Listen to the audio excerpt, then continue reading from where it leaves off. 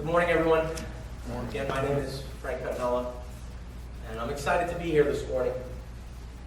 And I feel like I've been waiting for about 533 days now since my son died, and that's our son, to be here today. That was a sport I introduced him to at 7 years old. I was his head football coach when he first started. And when he died, the four only head coaches that he had were there when he died on that day, on October 1st, 2014. People say to me, how do you stand up there and talk about football? How do you talk about football knowing that it killed your son? And I say to myself, what would my son want my wife and I to do? And Tom was the ultimate leader. And this is why it's so important to be here, because this is really a leadership conference. And I'm not a leader in any school district. I'm just a dad who unfortunately introduced his son to football, believed in football, and I still do believe in football, but I think there needs to be some progress made.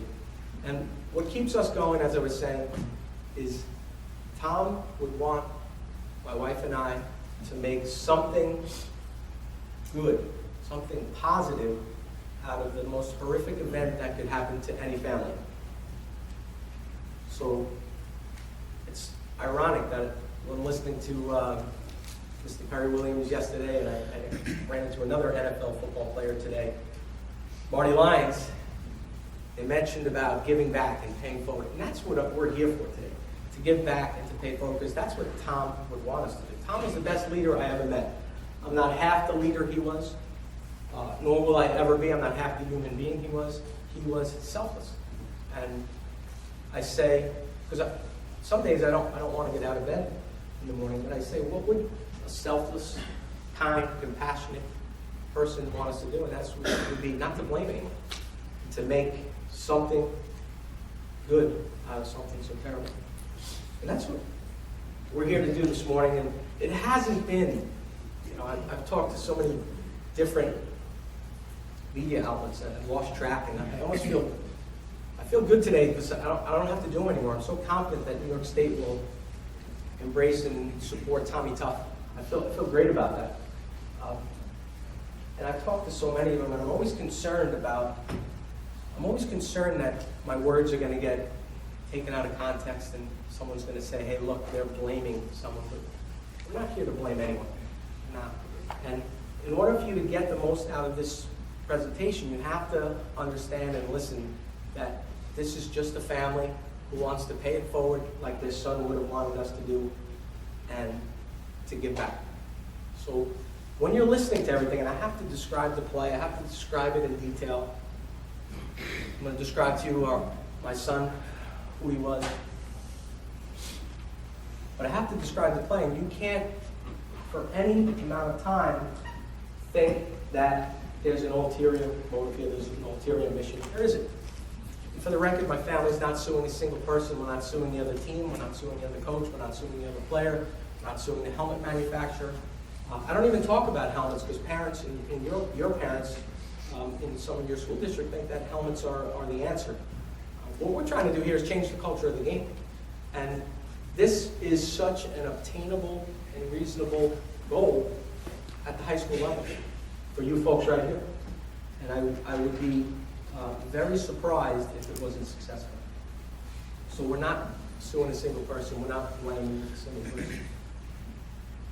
In fact, after my son died, and I'm going to explain in detail how he died, first thing I did when I got home from Huntington Hospital is I called the assistant coach at Shawinigan River, and then I asked for the head coach of the opposing team, and I called him, had been up for 2 straight days, and I told him, tell that other player we forgive him, and that it's okay. And that's a fact, and it's just so important. And now when I explain this play now, I want you to insert your school districts. Insert maybe your son who plays football into one of the positions, because it's a culture problem. It's everywhere in this country, definitely everywhere in the state, at every level. So please don't think of names of schools, players. Don't think of any of that. Insert, we have a problem here. Your job as a leader is to identify a problem as an administrator, and if you can, lead it to fix that problem, which in Suffolk County, I believe we've done. And that's not through me, that's through, I've met some great people. No rocky road. It started with a phone call 2 months after my son died, calling Don Webster at Section 11. And it led to a series of meetings, and you'll hear me speak about bridging the gap shortly. And Don brought me in, and I met Kevin McCarthy, another great leader, and then he got me to these two folks that are here today. And one who introduced me, Tim Mullins and Tim Horan. These guys are the best. So it's not a parent's quest or fight to change it.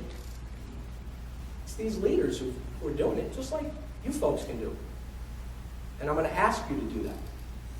And I'm very thankful to be here. And again, I feel like the weight of the world is kind of off my shoulders. So on October 1st, 2014, Tom woke up as a perfectly healthy high school junior. He was an all-honor student. He was a leader in everything he did. Not only in his community, in the school, on the athletic fields, everything he did. He was that special a human being. Completed his day of school that day. It was a very rare day. It was a Wednesday football game in New York State, which is very rare. And he got on the bus after completing his day of school and went to a varsity football game. He was a two-way starter on that team, which turned out to be the best team in Suffolk County. It ended up being 12-0, just like he had dreamed of. That team would go on to win their first ever county Long Island championship and Rutgers Trophy. He only lived for 4 of those games, but I know he was proud of that team. And he was an all-county football player. He was a good football player. He played both offensive guard, two-way starter, and linebacker. He played only 3 positions in his entire life, the other one being fullback. And he was very smart on the football field and very disciplined. And that's what we're looking to change here. We're looking to make our football players more disciplined so that disciplined young men can become disciplined young adults. So now I'm going to describe this play to you, and you need to listen, and please, again, I've been trying to be so cautious with my words. Can everyone still hear me?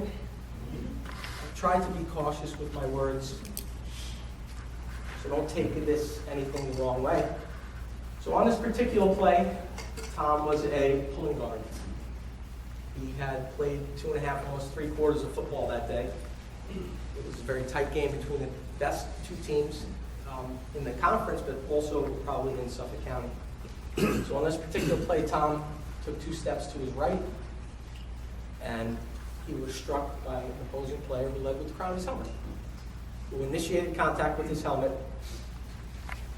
initiated contact at a helmet, and I use those terms, and initiating contact towards a helmet. Those are 3 things that we need to change in football just to give our kids a better chance. And again, we're not blaming anyone. And I never knew really how strong I was till I had to accept an apology I never received. And I'm willing to do that in order to pay it forward, just like he would want me to do. So after that play, and I won't show the video. I won't show it. I've watched it enough times with my wife. And part of our changes that we've talked about is football video never lies. Never lies. I'm not going to show it because it's not fair to the opposing team. It's not fair to his mother and I who watched it enough. And I don't want anyone to see. I've said I would show some of the leaders in my section in private, and they haven't asked, and they take my word. There's no reason to talk in an untruthful way. So Tom took those 2 steps, and he was hit by the opposing player with the crown of his helmet. He was essentially laid out.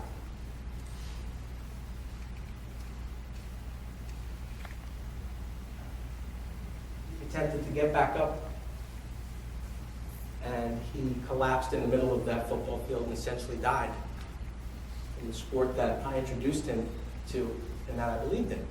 And I still believe in it, which people may say I'm crazy, but I still believe in it. But we have to change it. So After that play, the opposing player fist pumped like he'd just done something good. I was told the opposing sideline erupted. I could hear some of the fans cheering like something good had just happened. When listening to the audio or watching the video, I could hear some men in the press box commenting on the hit. And again, it's no knock on the school district. Insert your school district on either side. And I interchange my school district to know that it's a problem everywhere. And for the record, the halfback gained 5 or 6 yards on that play. You don't know football, and I think most people in here do. If the halfback gains 5 or 6 yards on every play, that team will never, ever lose a football game. Never. But yet that's the reaction that happened. And it plays over and over in my head. And this is what was lost. It's very, very, very difficult to process that, but I do. I've checked every rule book out there. We can talk about policy changes. We can talk about Tommy Tough, and I'm going to talk about it in a minute. My time was too valuable to list 1 through 11 Tommy Tough and spend 3 minutes or so on each one. I thought explaining in detail a culture problem may be more helpful, so I hope that approach was good. But I've checked every rule book out there, and each one specifically states that you can't lead with the crowd of your helmet. And that's a safety issue for both players, not just the one receiving the blow there. It's a safety issue for both players. And this young man is fortunate he wasn't injured either. And I'm very glad that he wasn't injured, because I wouldn't wish what my family is going through on my worst enemy. I wouldn't. We have all those rule books out there. The 5 referees missed that call, that play. Multiple fouls were committed. And the word targeting, people, it can be taken out of context. Targeting is just a rule.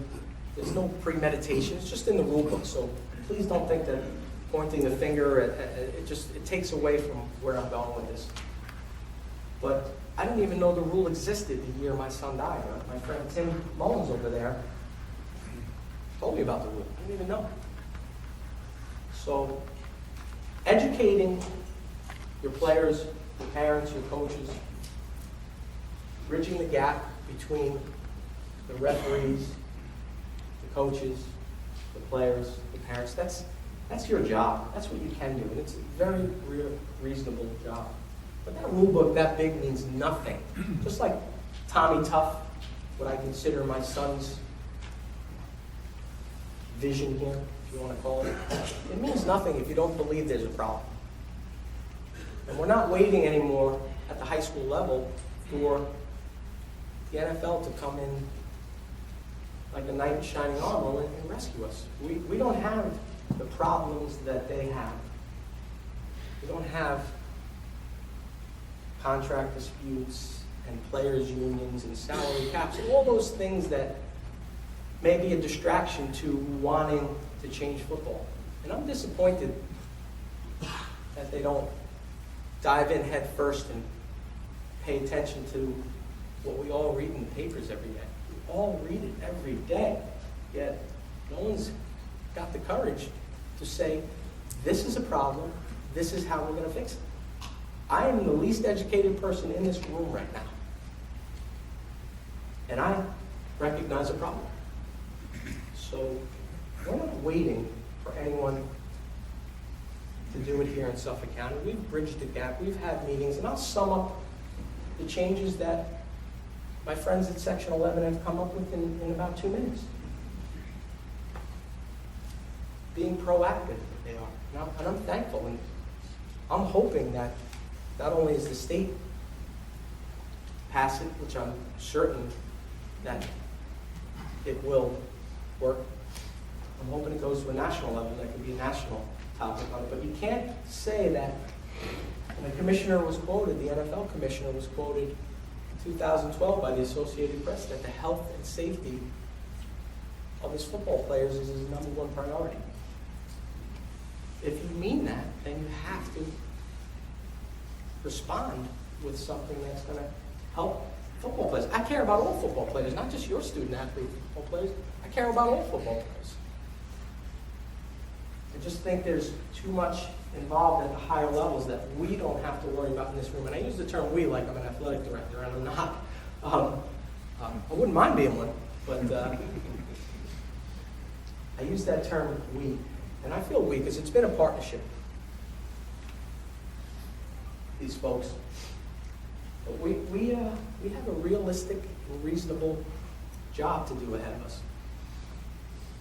And when I say Tommy tough, Tom had no problem making tough decisions. This may be a tough decision for you folks, because you may think you'll get backlash from parents or board members, or I'm always listening. I've heard there are maybe doubters out there who may be worried about the integrity of the game. Well, I care about the integrity of the game. I think football teaches value and discipline, just like the NFL commissioner said, and so many other things.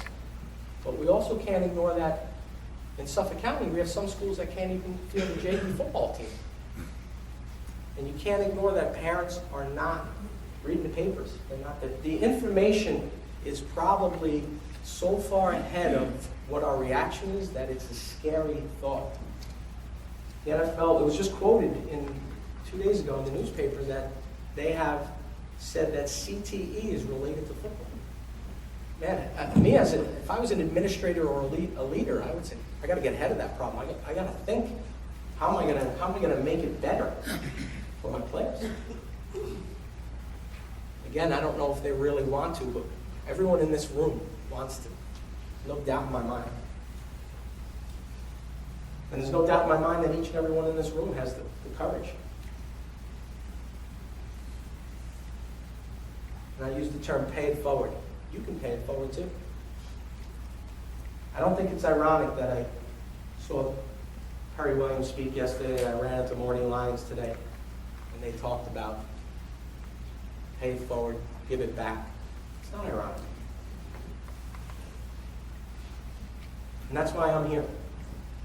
I never wanted this opportunity. I wanted to be a father to my 4 children. I wanted to be a husband.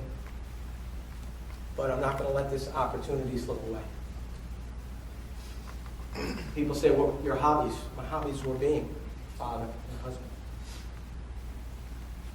And I will never let people forget my son. And I say, as I'm standing up here, I wouldn't be offended. I don't care if you remember my name. I wouldn't be offended if I walked out the door in about 20 minutes and never remembered my name. But I ask you, please don't forget my son's name. Please don't. He's too important. And I think there's much more for him to give, even though he's gone. And he gave again in his life. And I'll tell you more about giving.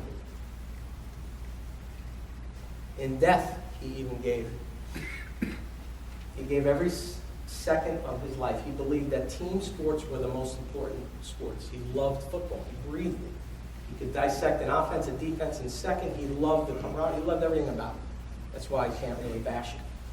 Because that wouldn't be fair to him or the other players out there. But he recognized the most important sport was this team sport of life. He believed it. He believed that it was always better to make someone else's life better. So I ask you to use the words that have courage when you want to make changes.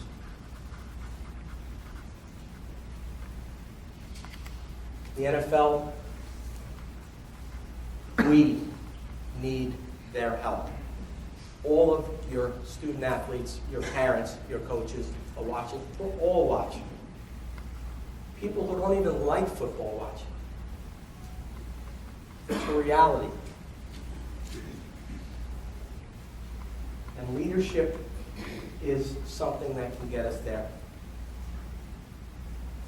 The NFL commissioner was quoted this past Super Bowl weekend. I don't know if anybody read it, listened to it, heard it. It's the worldwide audience watching. Worldwide audience, not just local audience. He said, football teaches value and discipline, and I believe that. And he said, if I had a son, I would introduce him to football. Well, I have 3 sons, and I introduced them all to football. So that makes me a little bit more of an expert than him, because there is no loss greater than a child. None. So he said, there are risks in life. There are risks to sitting on a couch. And that's a hurtful statement. And I don't want to beat him up, because he's not alone. This is not just part of the game. It's not meant to be just part of the game. These things just don't happen. They happen from lack of accountability. And you have to hold your coaches accountable. You have to. They happen from lack of discipline, referees not being cognizant of these type of plays, and the mentality of this just happens. So each and every person in this room is a leader. And I ask you, when you use your words, you choose your words more carefully, to recognize that there is an underlying issue of the culture in football. And I'm waiting for the NFL. I want Roger Goodell to know my son's name. I'm waiting for the NFL to really care about their football players, like we can do in this room. And I don't see any professional players standing up and the players' union standing up. The only one doing a good job in the NFL are the referees, because they enforce the rules that have been given to them. They're not strict enough, but that's the only ones doing a good job in the NFL. Again, we don't have that problem right here. The only reasons why we wouldn't change is either A, we didn't believe in it, or B, we don't want to, and that's no reason to make your student athletes' experience in football better, not to make it better. And again, I feel good about getting this message across, and I feel like I'm almost done in a way here at the state level. We've come up with some, two quick topics before I move on to the next one after that. We've come up with things in Section 11 that we think would be important. This one is called USA Football Heads Up Football Program, and I strongly encourage each and every school district out there to support it. It gives you a baseline of how you can make the game. I don't want to use the word safer. I was just mentioned that word at a meeting, and the individual was right. Create less risk. That's what we're looking to do. And I fully support USA Football Heads Up Football Program. They haven't reached the levels that we have at Tommy Tough, where we say, hey, there's a culture problem, but they're in partnership with the NFL, and I understand it's about money, but it is a beautiful baseline to make it safer for student athletes, or create less of a risk. And I hope each and every one of you will encourage your districts to support it and embrace it. I'm confident after the meeting that we just had prior to me coming in this room that all of New York State will adopt that. And I believe that we'll be the first state to adopt not only USA Heads Up Football, but Tommy Tough, and probably have the strictest and most proactive approach to making football have less risks. It's something to be proud of. It's something that I could hang my hat on at the end of the day. I look myself in the mirror like each and every one of you will have to do when you retire or move on. Can you look yourself in the mirror and say, I did what was best for my student athletes? And I could say, is this what Tom would have wanted me to do? And I could say yes. And I think that's great. I also support this moving to a national level, and I have spoken with a congressman from Louisiana. His name is Cedric Abrams. He introduced a bill called the High School Football Safety Study Act. It's in a relatively new Congress. On November 5th, 2015, it was introduced. I have my doubts that it's going to pass. It's a bipartisan bill. Both Democrats and Republicans have supported it. I've reached out to my local congressman, who unfortunately has not sponsored the bill. And I ask each of you to reach out to your local congressperson, man or woman, tell them that you support the High School Football Safety Study Act, because what more important thing could be than minimizing the risk, talking about a problem, and preventing the words that we hear every single day and are ignored every single day, and that's concussions, CTE, and traumatic brain injuries, which was in my son's case. And I failed to bring up, and I always do this, and again, have 533 days since my son died. I've had 533 days to think about this, so I have so many thoughts in my mind, but it's important that I say my wife and I had an autopsy done. And my son woke up on October 1st, 2014 as a perfectly healthy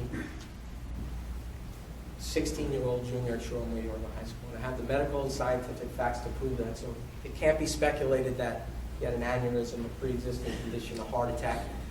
People say, oh, these things just happen in football. And I believed that there was always an underlying cause, and there isn't. He died from the result of how people play football. Painful to say that. And that's a fact. This photograph is a recreation of the second part of that autopsy. The helmet autopsy was sent to the University of Ottawa. And that's through video, and video doesn't lie, that's the recreation of that play. I failed to mention that earlier, and I apologize.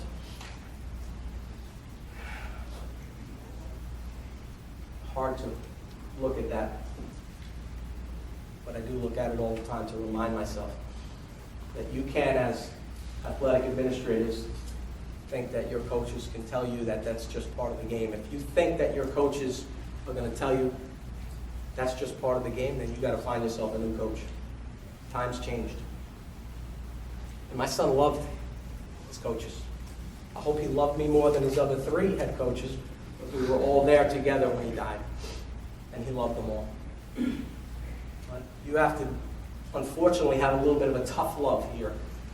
And supporting, I'll touch real quick on Tommy Tough, supporting player suspensions, if necessary, ejections, players being removed from a game in order to change a behavior.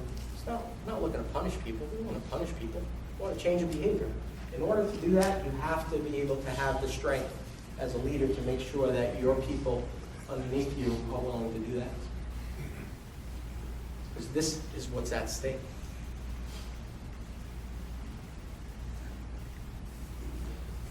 And I always bring that up. The doubters out there, there won't be enough of them. There won't be. There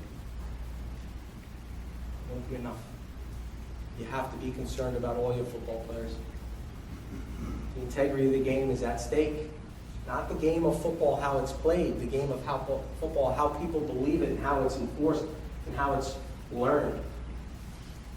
It's at stake. I wonder if in 10 or 15 years, they would say this is too soft of an approach. We'll see. And in closing, I've never had my wife and I really have never had the opportunity to grieve yet. And if anyone out there has lost a child, there's nothing remotely close. Nothing. And I'm not minimizing if you've lost a loved one.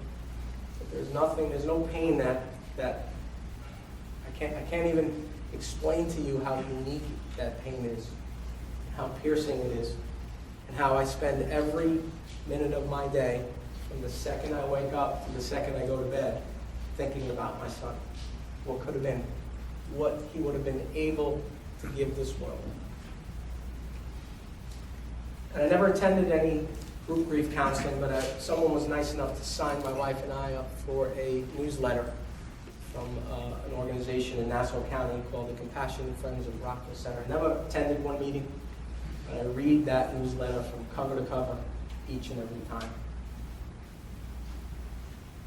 And I read it one time and it resonated with me. It said, if your child had a song to sing, you have to sing it for him. I read that over and over again. And God, did he have a song to sing? Of life, of love, all the things that you would want in this world. And that's why people follow him. And he can't sing it anymore. And it kills me to think about that. But I can ask you to sing it for him and to pay this forward, to have the courage. Don't list 1 through 11 Tommy Tough. Say, we have a problem, we're going to fix it, this is our job. That's what we can do. And he can't fix any more problems. So you can sing it for him, I can sing it for him, and it's important to me. And again, I'm not offended if you forget me, but please don't forget my son. And I ask you, please adopt these changes at the state level. Go to your respective districts and say, hey, listen, we have a problem. We're going to fix it right now. It can be done. Don't wait for anyone in the NFL. The NCAA showed us in the Fiesta Bowl in front of millions of people. They ejected the best player in college football for targeting. How can we be less than the NCAA? We don't have their power of video, but we have to make drastic and proactive steps. We can't dabble our feet in, we have to jump into this problem. And I ask you to please do that in memory of my son. And I am thankful again for my friends at Section 11 who got me here when this journey started about 2 months after our son died. They are the true leaders and they are the true people that are going to make the change. And you folks are just like that. I'm just a dad, nothing more. So again, thank you for this opportunity. Tim, your true friend. Don Webster, thank you for this opportunity. Kevin McCarthy, thank you for this opportunity. Tim Horan, thank you for your support. And I look forward to getting this on a national level, and I look forward to doing it with you. Thank you for your time.